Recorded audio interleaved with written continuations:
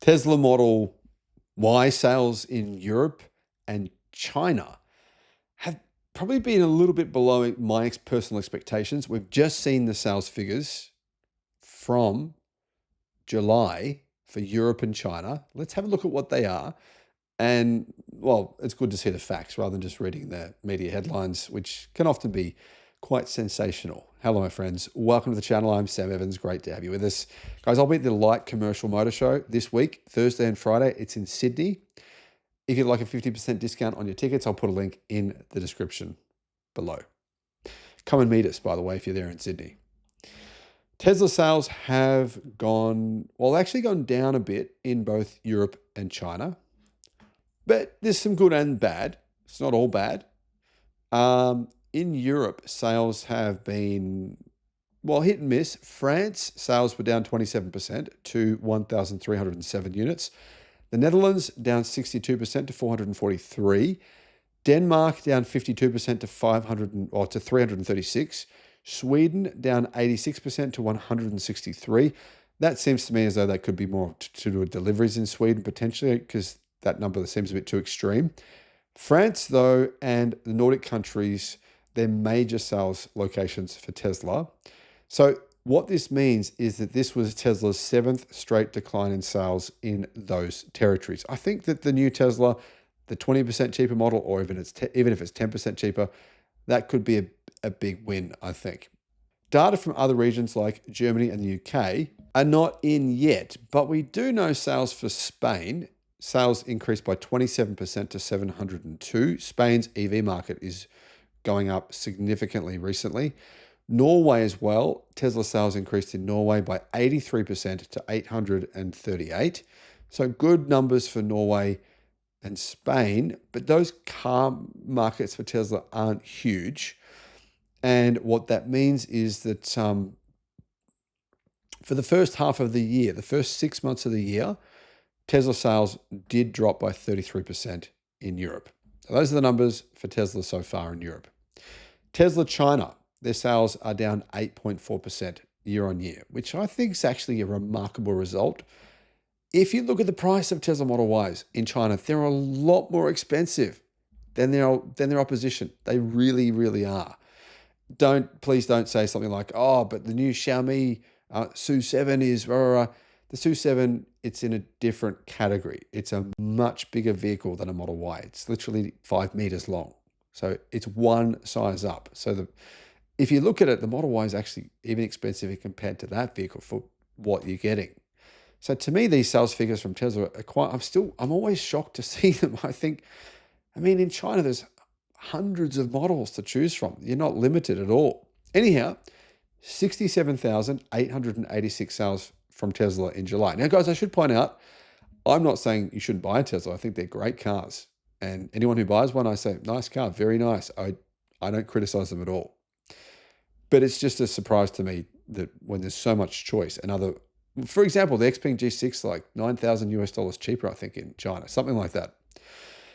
Anyway, Tesla sales figures, because they delivered about 68,000, that was versus 74,000 in the same month last year. That was a decrease of 8.4% and a decline of 5% from June. Like I said, I still think these numbers are actually not bad.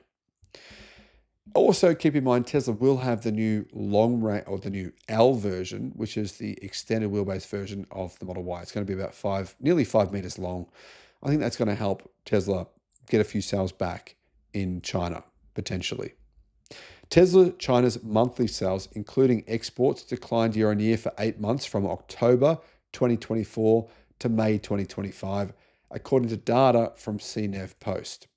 In June, Tesla sales, while they achieved a year-on-year increase of 0.8%, Tesla's July delivery figures in China and export numbers from its Shanghai factory, CNET Post says those are not yet available. But in the first 7 months of the year, Tesla China sold 432,000 vehicles. That includes sales within China and outside of China. And that means Tesla sales from its Chinese factory worldwide declined by 13.7%, which I still think is actually still a pretty good number. Tesla will launch the 6-seat Model Y L in China within the next few months, and also a much cheaper version of the Model Y, which won't get a panoramic roof. That'll be removed. It'll also have the rear screen removed. The light bar, I believe, will be removed. So it's going to be potentially up to 20% cheaper, meaning more people, I think, are going to be interested. So those are the sales numbers for Europe and China. Clearly, as you can see, Tesla sales in Europe have been hit more than China, which is surprising considering the competition in China continues to get better and better and better, and it's getting better faster than the competition in Europe is getting better. What do you guys think about this? My personal take is I don't believe Tesla are particularly focused on electric cars. Now, don't get me wrong, they're making them. They want some new models but I think they're honestly doing that more than anything to appease investors. I don't believe they want to be involved in the global. It is becoming a global bloodbath now. There's no other way to put it. Look at Stellantis losing money, General Motors losing money, Ford facing massive issues and declining profitability. The same thing, Volkswagen Group, same problems. Audi, Porsche, they're all facing similar crises. The China contagion has spread globally. When I say contagion, it's great for customers. We're getting cars at the best prices we've ever seen, electric cars in particular, but it's incredibly difficult for these manufacturers. Legacy automakers are having to contend with the disruption of Chinese car brands and Chinese technology. That's an almost impossible situation, which I think Tesla's decided to kind of quietly, slowly kind of try to get away from that a little bit in the long term anyway. I think the long term, Tesla's saying, you know what, car sales, let's focus more on robotics, AI, that kind of stuff. What do you guys think? Let me know in the comments. Bye-bye. The numbers are just in for Tesla for 2025, the first 6 months of the year. Guys, I can't believe it's been 6 months. How the hell did that even happen? Anyway, must be getting old. Anyway, the first 6 months of the year, Tesla deliveries were down 13% worldwide. Here are the full numbers. Hello, my friends.